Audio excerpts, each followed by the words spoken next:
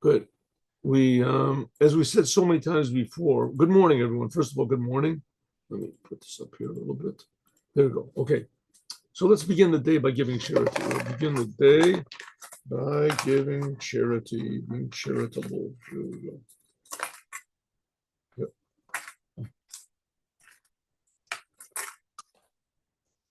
There we go. Good. Charity saves from death. Charity brings the GEULA. Don't be stingy. Give to others. As we said so many times before, the main thing that's going to happen in the future redemption with Moshiach, which is supposed to happen any second now, is that then we're really going to know who we're working for in this world, why we're here, that we're put into this world in order to serve the Creator, and then we'll feel the Creator, and we'll feel how much we owe the Creator, and how infinitely good the Creator is, and that the Creator is creating us. It's creating everything. That's what we're going to. That's what we're waiting for any instant now. So therefore, the Rebbe is trying to tell us that we have to be looking in the right direction. We have to be looking in the right direction, and when we do, then we'll be prepared for the future redemption. Because the whole idea of the future redemption is, on one hand, a very subtle thing. It's not going to be major changes in the world that we're looking for. That's not what we're looking for. It's not going to be that all of a sudden the sun is going to go in a different direction, or God is going to give a new Torah, a new book, or suddenly there's going to be diamonds on the trees or something like that. Maybe in the future there will be, but that's not the main point. I mean, not that the sun is going to change direction, but there will be major changes. But that's not what we're working for. That's what we're looking for, and that's not what we're interested in. What we're interested in is that we should appreciate the Creator, because the Creator is ultimate reality. He's creating us. He is the one that we're working for. He's the one that's doing us all these favors, giving us eyes and ears and mouth. He gave us the Torah, and He gave us direction in the world. So when we recognize the Creator, that'll be and that's what Chassidut does. Chassidut gives us an ability to recognize, not just to recognize, but also to love the Creator. But once we do recognize Him, we will love Him. That's what we learned before. Shema Yisrael means understand, Jews, that God is our God, and then it says Ve'ahavta, and then you'll love God. Have love. Some people will be the first time they ever experience love in their whole life. First of all, we can experience that God is loving us, so we can appreciate how much God is loving us, and that'll be for sure the first time a lot of people felt that. But also, just in general, just love. People are very selfish, and love means exactly the opposite of being selfish. Love means truly appreciating and being willing to sacrifice for someone else. That's love. Okay, so the Rebbe said that this is approaching any second it's supposed to happen, and this Torah, the Haftorah that we read this week, is showing it, and also even the Torah portion, that God did not let Moses come into the land of Israel, because if He did, it would have been revelations from above, like it was in Mount Sinai. And God wants there to be both together, Nachamu, two types, that it'll inspire a new revelation of God, but it'll inspire also a new level of appreciation for us and serving God. And that's what's going to be in the future redemption, that we will appreciate Hashem, and Hashem will be more revealed in the world. And because Hashem will be more revealed in the world, consequently, we will appreciate God even more. And our appreciation will bring a bigger revelation, and the revelation will bring more appreciation, and it'll be this atomic reaction of good, and doubled good, and redoubled good, and redoubled good, double infinity. Take infinity and multiply it by 2. What do you get? 2 infinities. Can be such a thing.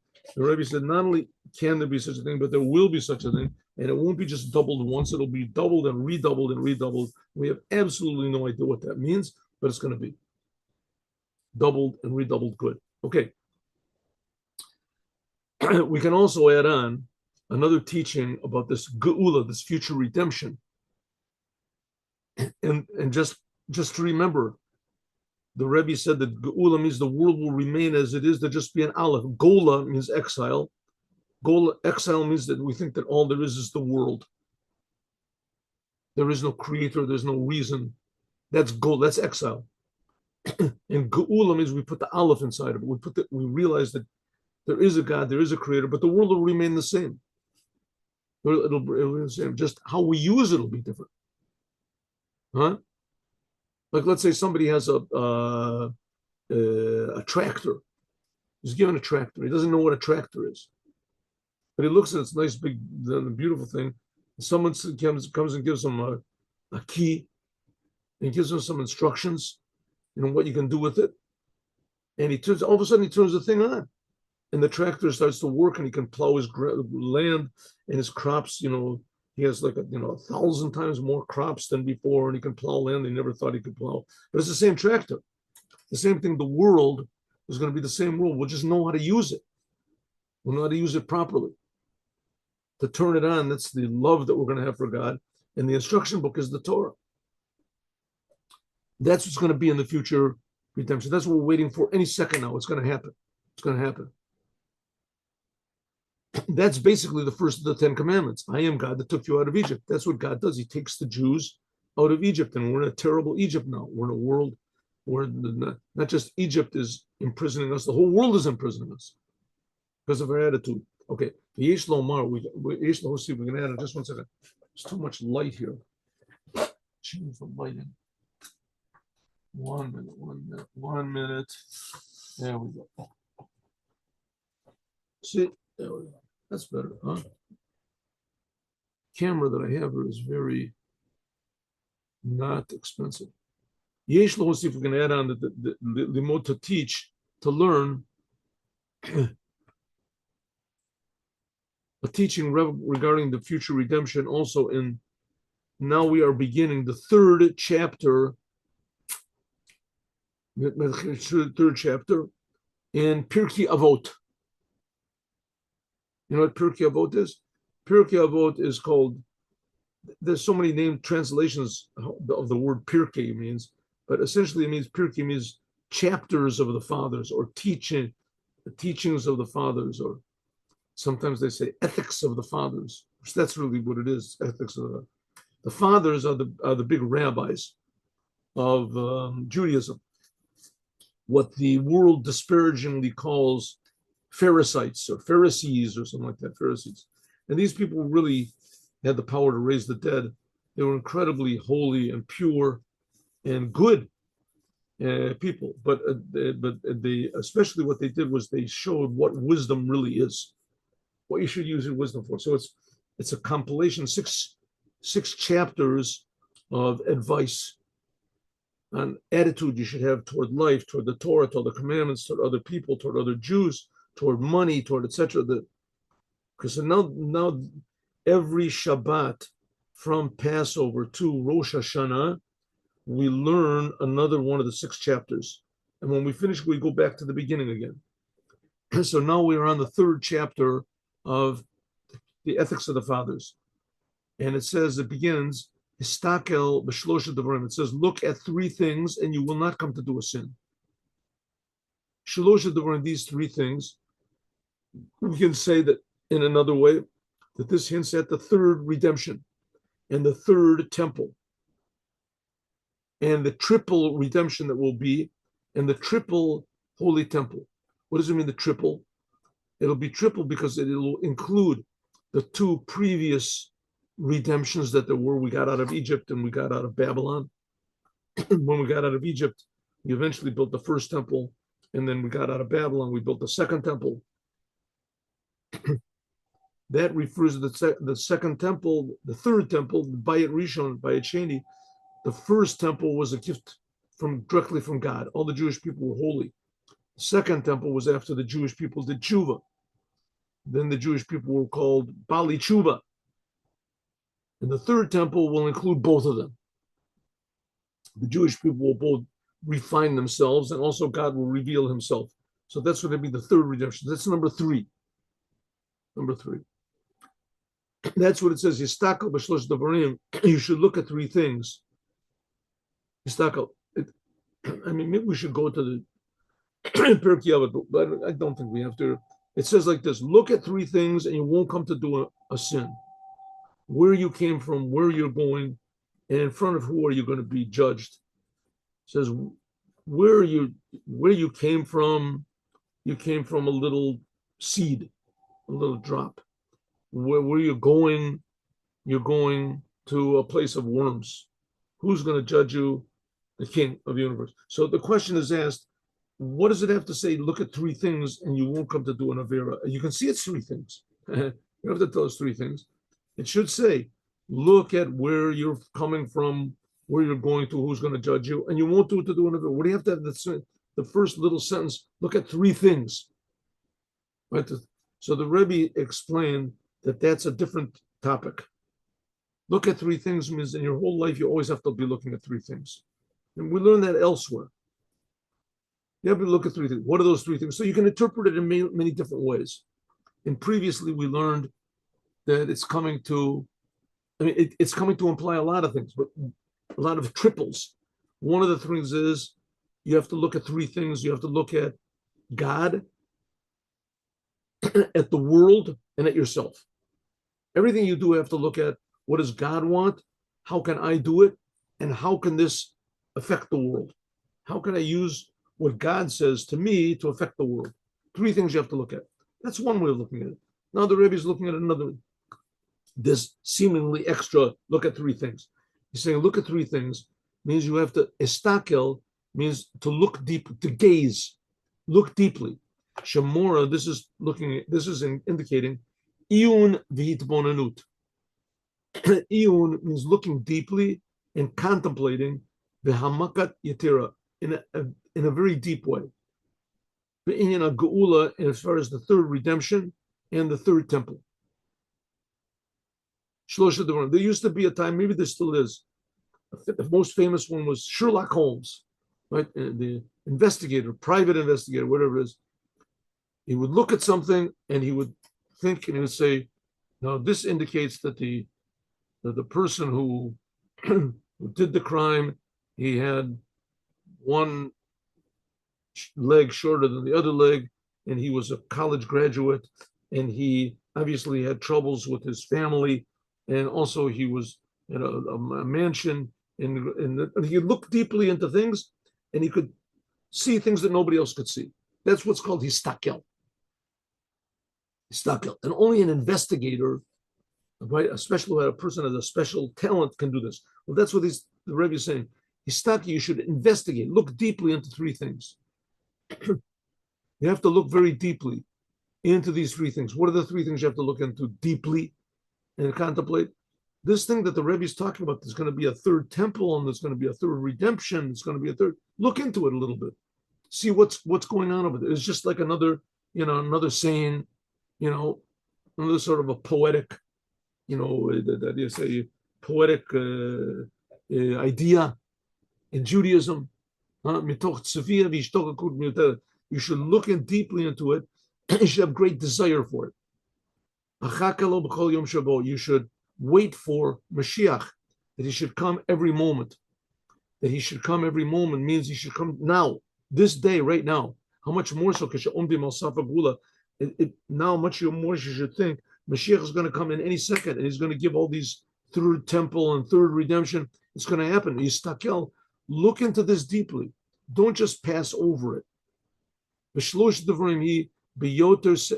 And you should look into this. It's so very important to us.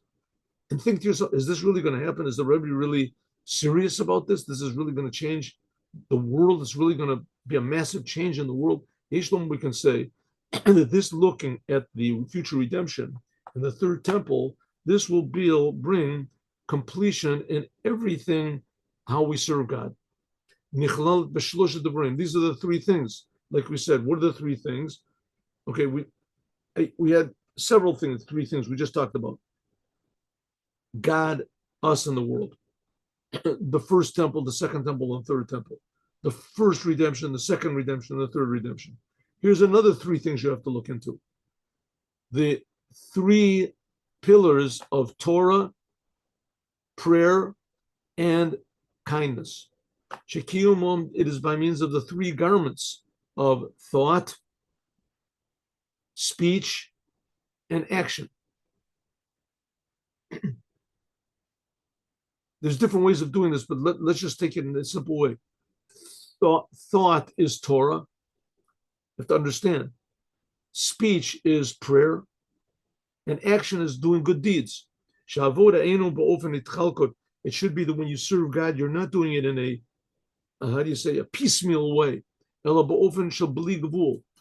It's done in an infinite way. We're serving the Creator. We're serving the Creator, the infinite Creator of the universe. Because there's no limit, so therefore, there'll be completion in all of these three: completion in learning Torah, completion in learning in prayer, and completion in doing the commandments. Okay, now we're limited people. How can there be complete, infinite learning Torah? There's only a certain amount of hours in the day, and there's only a certain amount of understanding. We can't understand that there's people who are geniuses, they can understand much more, and normal people, they can't, and they forget. Same thing with charity. How much, some people don't have a lot of money. How much, what are they supposed to give? So the same thing with prayer. You have to pray with all of your heart, with all of your soul, with all your might. Who does that? Right? It's very difficult to arouse your heart to love God. So the answer to it is that it's not, the point over here is, what is your goal? What is your goal? If your goal is to think about God, then that's already unlimited. That's already limited. Let God take care of the rest of it. But if you give, the 5 cents, all you have is 10 cents. You give 5 cents to a poor person, 5 cents a person. You're doing it for the sake of giving charity. You're already connected to the infinite. That's what it means. You're not making limitations on yourself. You're remembering who you're working for. And that, says the Rebbe, that's hinted at by the number 3. The third temple, the third 3 pillars the world is standing on, because God is the one that created it in this way. Yesh lo sif, we can also add it on, the connection to what we said before. You have to increase learning Torah from the 15th day of Av and onward. Why? Because there are 3 things. It says you should have to look at 3 things, and you won't come to do a sin. There's 3 things. This is talking about the Torah itself. The Torah is triple. The Torah is triple, threefold. How is the Torah triple? Torah is triple. There's Torah, Nevi'im, and Ketuvim. There's the 5 books of Moses. Then there's all of the prophets. You can begin with Samuel, Shmuel, the prophet, and Isaiah, and etc. All the prophets. And then there's Ketuvim. Then there's all the other books which are neither 5 books of Moses, like the Proverbs and Psalms and the book of Esther, all the other books of the Torah. This includes the Torah also, and this also includes the new Torah that's going to come in the days of the Moshiach. What's the new Torah? That we'll feel a whole new dimension in what the Torah is that we're giving. We'll feel the godliness in every word and every idea in the Torah. That's going to be in the third redemption. And we've said this so many times, just like the world is going to keep the same world, right? Like we said, like the example of the tractor, it's there, but we'll know how to turn it on. We'll know how to use the world properly. The same thing with the Torah. We'll feel that the Torah is godly. The fact that we don't feel the Torah is godly now, that's how all these came, these aberrations and twistings of the Torah to make up all sorts of weird religions and crazy ideas, which are opposite of what Judaism is. Because you don't feel the godliness in the Torah, you just feel the Torah is like any other book. It's not like a religious book, but it's not so. It's a book from the creator of the universe, and it's the blueprint for creation. It's a workbook. The preparation is by means of increasing learning Torah. This is for the Jewish people, learning Torah in a way that is unlimited, and we should do this from the 15th day of Av and onward. I hope according to this, we can explain also the teaching in our Mishnah. Look at 3 things. What does it mean, look at 3 things? That's what we're learning on this Shabbat. It comes after Tisha, the 15th day of Av. By us, it's going to be on the 15th day of Av. Even though on the 15th day of Av, each person should resolve, and she should begin to actually do, to increase in learning Torah. You can increase learning. How do you increase in learning Torah? You spend 5 minutes less talking to people, 5 minutes less looking at your cellular phone, what's the news, what's the this. 5 minutes less. And then maybe next week you spend 10 minutes less. And that time you sink in learning the Torah. You don't want to learn the Torah, you don't know how to learn the Torah. So you go and you join a class, ask some rabbi, where are they learning Torah? Well, you look around until you find something. There's so many classes on internet.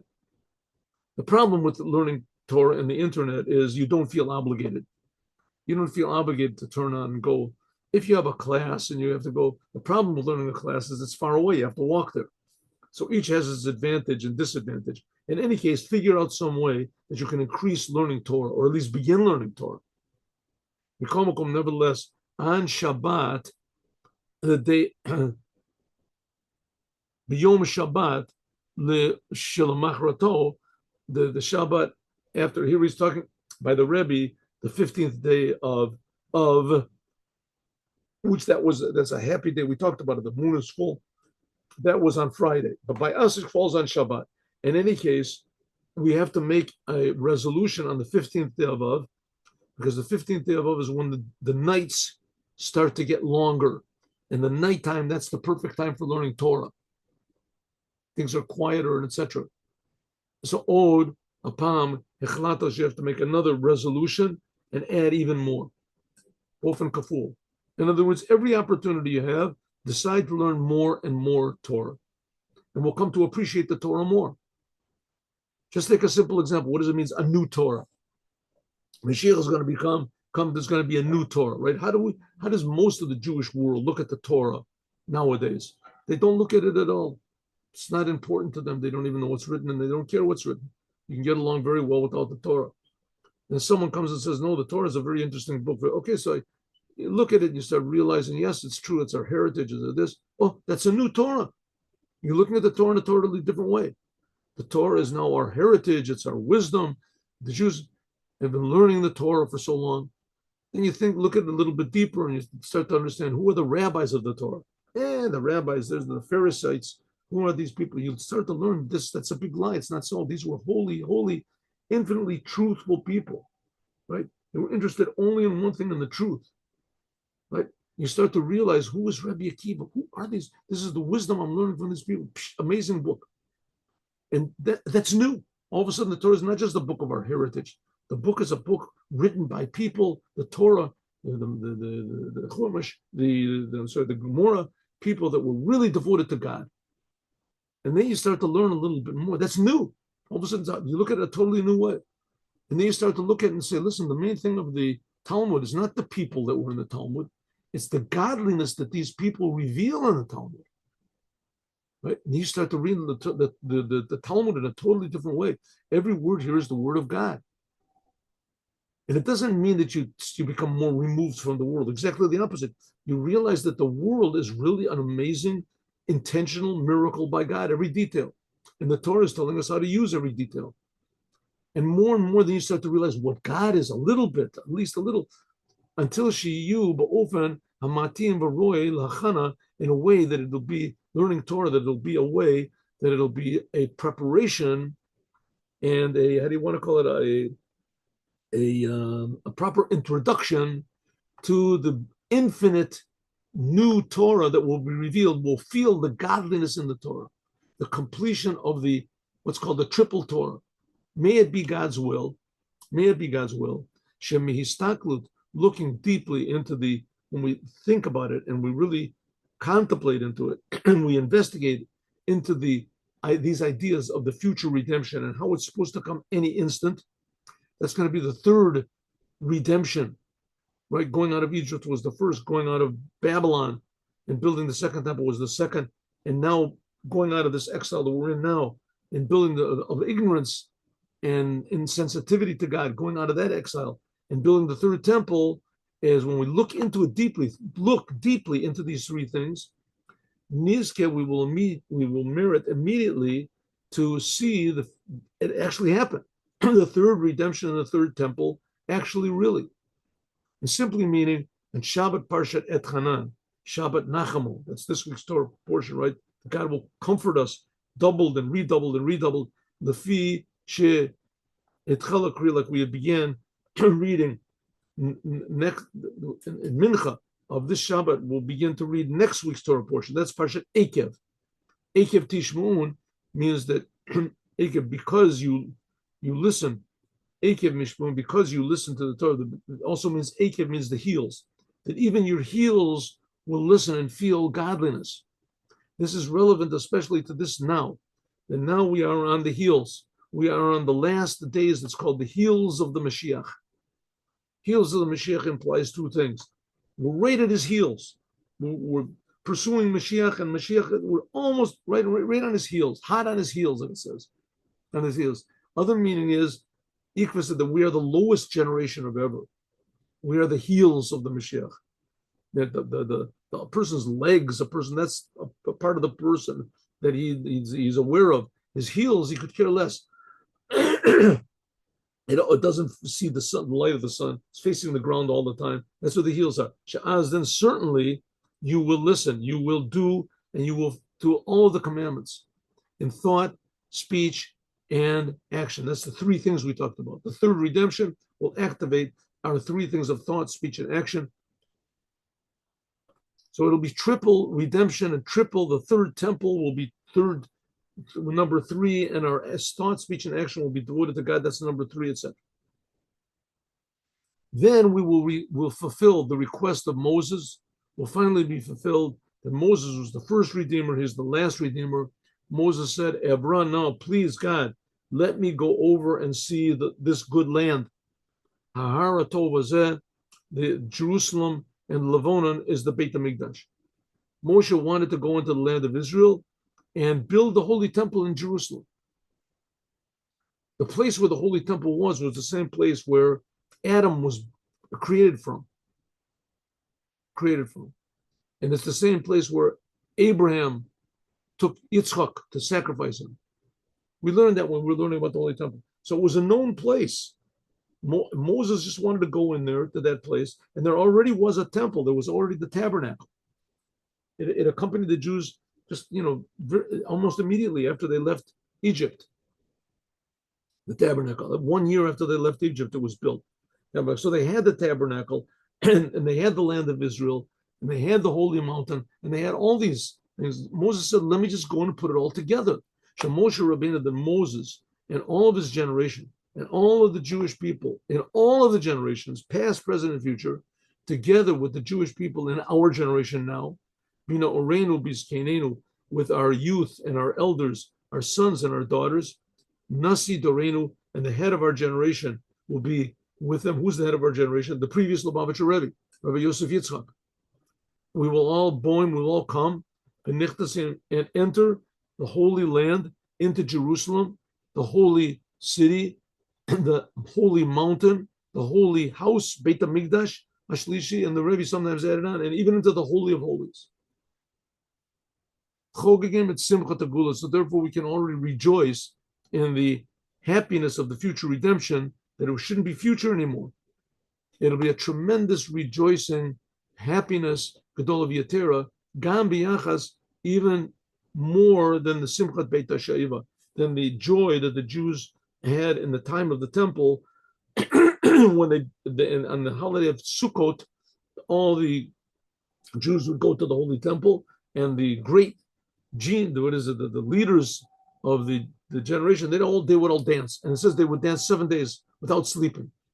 They would sort of drowse off on each other's shoulders, but they would dance 7 days. Or that it says, Mi shalo ra simchat beit ha'sha'iva, a person that did not see the rejoicing of the water drawing ceremony, which means basically the 7 days of Sukkot, never saw joy in his life.